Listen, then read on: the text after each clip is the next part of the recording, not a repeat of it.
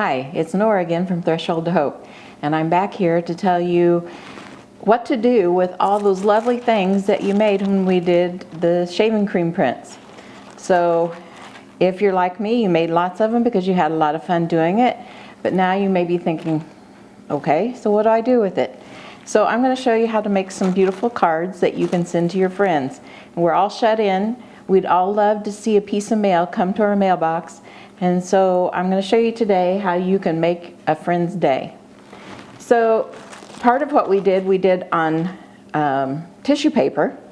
And tissue paper is a great way to add to your cards. And you can just glue those right onto your card base. And then you can print your message inside, you can put your rubber stamp inside, anything to make your friend's day. So I'm just going to show you a real quick tip on how to do this. So I have a piece of cardstock that's about the same size of what I want to go on the front of my card. So I'm going to take this piece of cardstock and I'm going to take some water on a paintbrush and just paint around the outside edge of that cardstock with my water. Take the cardstock off, and the water then makes it very easy to just tear that tissue paper in a controlled way.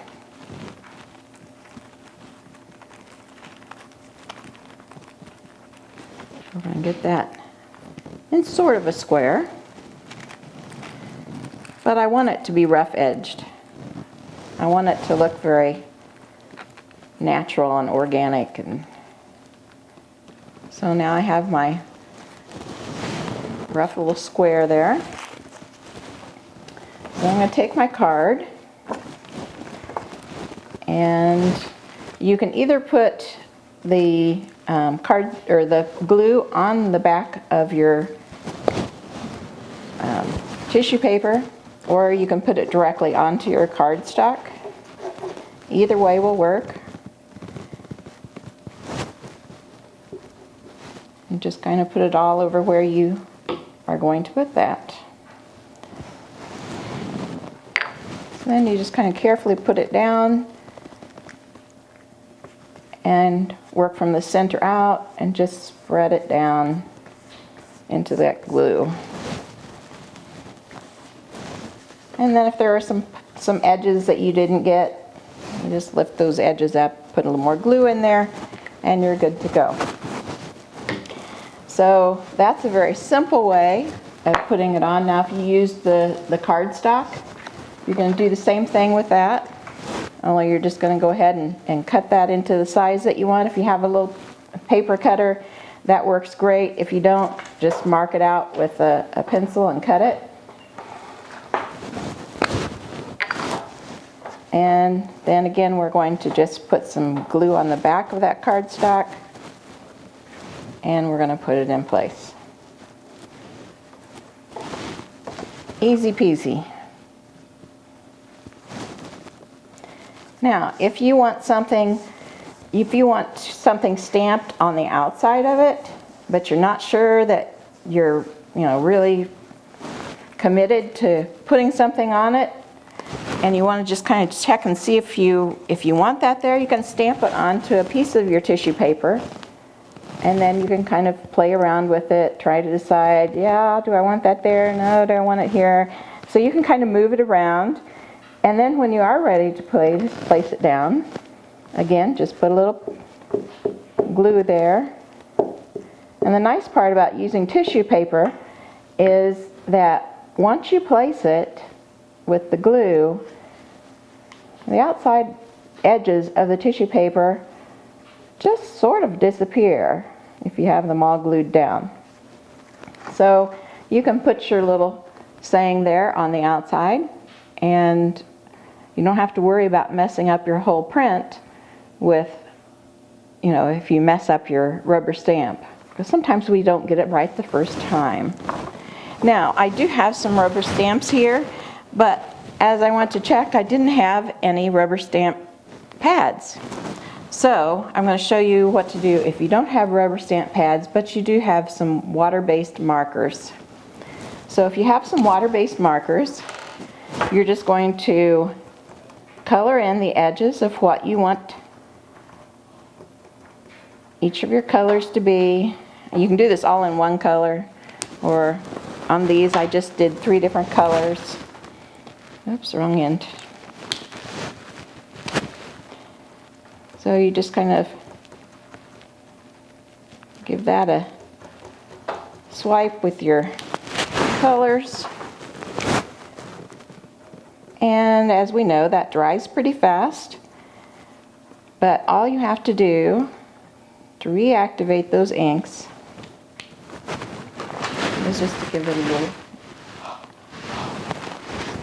and you can just stamp that, and you end up with a nice little, it looks exactly like it would look if I had a stamp pad that was multicolored.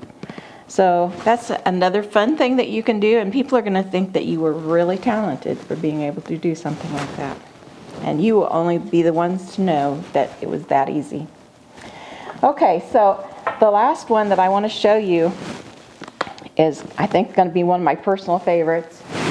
This has some texture paste on it, and I made this texture paste as I was playing with making some gesso.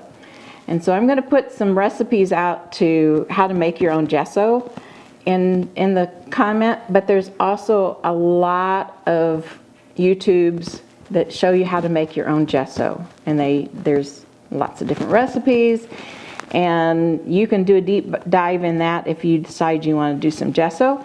But this is one that I made with baking soda, and the recipe for that is 1/2 cup of baking soda, 3 tablespoons of white glue, just any white glue like you send with the kids to school, and 2 tablespoons of white paint.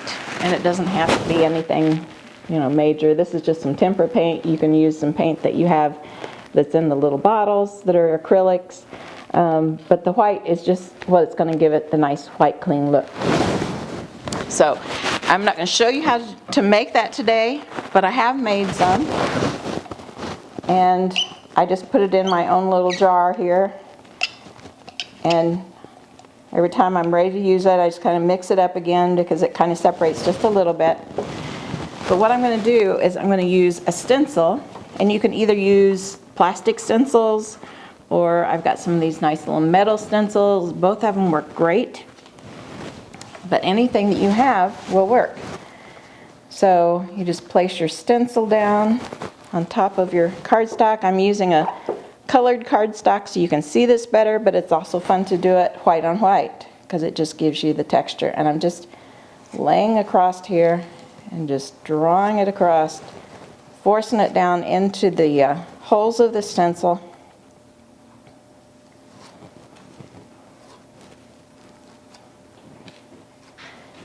And then I'm just going to pick the whole thing up. And so you get a nice textured stencil with that. And I just think those are lots and lots of fun.